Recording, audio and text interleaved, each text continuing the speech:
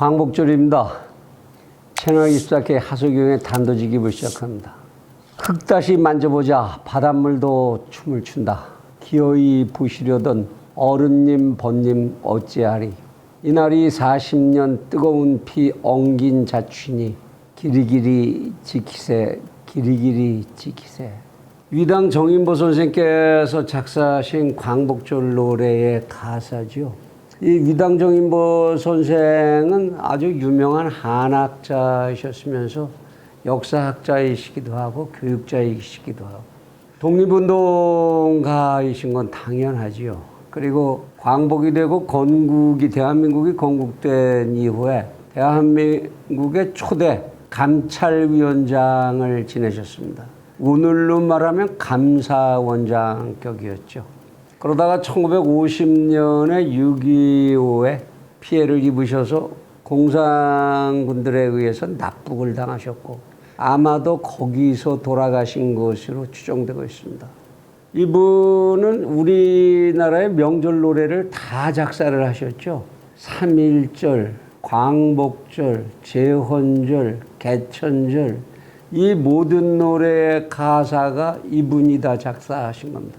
한글날 노래만 최현배 선생께 내주시고 당신께서 직접 다 작사를 하셨는데 그 가사가 참 하나같이 참 기가 막힌 철학을 담고 그리고도 문학적으로 세련된 아주 감동적인 문구들이시죠.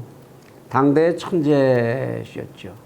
오늘 이 노래를 다시 한번 감상을 하면서 광복절의 의미를 좀 다시 되짚어 볼까 합니다. 광복이라는 것의 뜻이 뭐겠습니까? 빛광자에 되돌릴 복자, 빛이 되돌아왔다 이런 얘기 아닙니까? 빛을 되찾았다, 빛이 되돌아왔다. 빛이 되돌아왔다는 게 무슨 뜻이죠?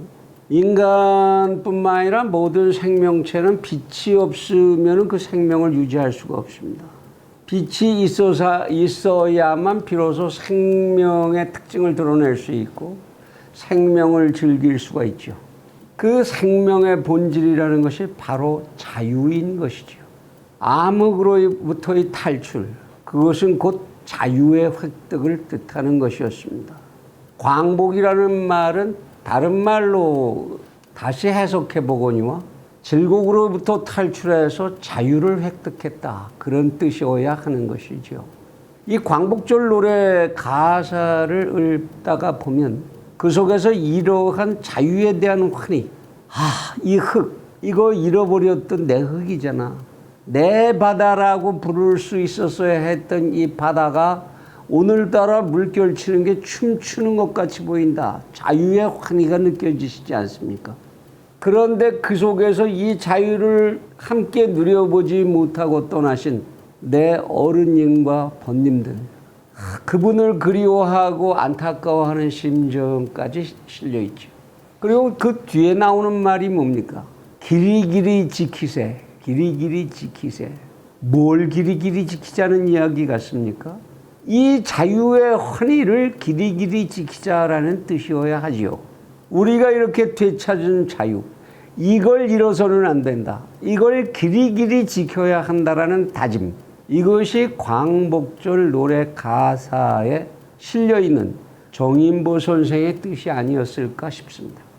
그래서 오늘 우리는 광복절의 의미를 새기는 것으로서 자유의 뜻을 한번 깊이 생각해 보지 않으면 안 된다. 모든 생명은 생명으로 이 지구상에 태어남과 동시에 굉장히 힘든 고난의 길을 가야 합니다. 스스로 먹이를 구하지 못하기 때문에 굶어 죽을 위협으로부터 살아남기 위해 발버둥 쳐야 하고 뜨거운 햇빛, 차가운 바람, 자신의 생명을 노리고 달려드는 온갖 다른 경쟁적인 생명체들의 위협, 이 모든 것들 속에서 생명은 태어납니다. 또한 끝없이 인간을 밑으로 잡아당긴다는 인력의 법칙에도 지배를 받아야 하고 그리고 세월이 흘러간다는 이 벗어날 수 없는 자연의 법칙 속에서 제한된 한정된 생명을 살아야 한다라는 이 부자유와 구속 속에서 모든 생명은 태어나죠. 그래서 생명은 태어남과 동시에 자신이 생명이라는 것을 주장하기 위해서 그러한 구속으로부터의 자유, 이것을 욕구하게 마련이고, 이 자유를 실현시키고 표현함으로써 자신이 생명이고 살아있다라는 사실을 통해서, 그것을 확인함을 통해서 자신의 삶의 의미를 스스로 부여할 수 있게 되는 것이죠. 말하자면 자유라는 것이야말로 생명 가진 모든 것들의 자기인식과 자기 의미 확정의 본질이라고 해야 할 것이고, 원천적인 힘이라고 해야 할 것입니다. 그래서 인간은 인력에 저항하기 위해서 뛰어오르는 데서 환희를 느끼고, 하늘을 나는 데서 통쾌함을 느낍니다. 자유로움을 느끼는 거죠. 자유로움을 느끼면서 자신의 생명의 충만함을 느끼는 것이죠. 소멸로 자꾸 잡아끄는 자연의 힘에 대항해서 자신의 생명을 유지하고 연장하기 위해서 모든 노력을 하고, 바닷물에 빠지면 빠지지 않기 위해서 열심히 수영 연습을 하고, 다른 생명체들과의 경쟁 속에서 살아남기 위해서 있는 머리를 다 쥐어짜야 하며 자신을 훈련시키고 그리고 관리해야 하는 겁니다. 그래서 인간의 자유라고 하는 것은 어느 다른 존재에게도 어떤 이유로도 빼앗길 수 없는 생존과 생명의 본질이라고 해야 할 것입니다. 그래서 광복절은 민족이 생명의 빛을 되찾아서 자유롭게 되살아난 날이고, 그 생명의 영원함을, 그 자유의 영원함을 다짐해야 하는 날이라는 데에 가장 큰 의미를 갖게 된다고 생각을 합니다. 그러한 의미를 다 함께 소유하고 그것을 서로 축하하기 위해서 우리는 광화문이라고 하는 마당에 모여서 그 자유의 의미를 되새기고 기쁨을 함께 해왔습니다. 늘 그랬죠. 광화문이라고 하는 곳, 이곳은 그래서 우리의 자유를 다시 확인하는 그러한 장소로서 의미를 갖는 가장 중요한 곳이 되었습니다. 이 광화문이라고 하는 그 광장의 이름이 된 광화문, 그 이름조차가 어떤 의미를 가지고 있습니까? 경복궁이라고 하는 조선시대의 법궁, 그 대표적인 정문, 그 이름이 왜 하필 광화문이어야 했을까요? 이 광화문이라는 이름은 세종조 때 집현전의 학사들이 모여서 이름을 지어 바친 이름이라고 합니다. 근데 이름을 짓는데 빛광자에 될 화자, 좀 특별하게 느껴지시지 않습니까? 빛되다. 조사를 붙이면 빛이 되라? 명령어로 바꾸면 빛이 되어라 라고 하는 문이다, 이런 그런 상징성을 갖는 조선을 대표하는 문이다. 조선이요, 세상에 빛이 되어라, 이런 뜻이었겠지요. 그 빛이 되어라라는 말을 왜 하필이면 썼을까요? 세상에 광명이 퍼지면 모든 생명들이 자유를 얻게 될 것이고, 그 자유를 존중하는 사상이 이 문의 이름에 담겨 있었던 것이 아니었을까? 저는 그렇게 짐작을 해봅니다. 세종이 하신 업적, 무지라는 구속 속에 갇혀서 생명을 그만큼 위축하고 살았던 그러한 백성들에게 문자를 만들어 줌으로써 표현의 자유, 지식을 가질 자유를 제공해 주었던, 그런 빛을 비춰 주었던 세종의 뜻, 그 뜻과 이 이름이, 광화문이라는 이름이 아주 잘 서로 어울리고 있다고 생각하시지 않습니까? 그리고 그 앞에 만들어진 마당이 오늘 우리의 광화문 광장이죠. 물론 조선시대 때는 안 그랬지만 우리는 그 광화문이라는 이름을 그대로 이 광장에다 이름을 붙임으로써 그 자유에 대한 칭송, 그 전통을 모르는 사이에 이어받았던 것이겠죠. 그런데 2021년 오늘 이 광복절에 우리는 이러한 뜻을 얼마나 현재 이 마당에서 실현시키고 있는지 우리의 현실을 뒤돌아보지 않으면 안 된다. 한반도의 절반 북쪽에는 아직도 빛이 하나도 들지 않는 악마의 구름이 2천만이라고 하는 동포들을 그 하늘을 뒤덮고 있고, 오늘 우리는 이 광화문 광장이라고 하는 빛의 마당에서 정말로 자유의 빛을 누리고 있습니까? 제가 이 방송을 광복절 바로 전날 제작하는 바람에 광복절에 이 나라의 대통령이 또 나와서 무슨 엉뚱한 얘기를 또 할지 알 수가 없어. 그 내용을 미리 해설하거나 짐작해서 말씀드릴 수는 없다 할지라도 오늘의 우리는 이 자유의 광장, 이 빛의 광장에서 빛의 자유를 누리지 못하는 것이 사실입니다. 그러면 그 다음에 우리가 해야 할 일, 그건 생각해야 하는 거지요. 우리는 왜 이렇게 됐을까? 무엇 때문에 이렇게 됐을까?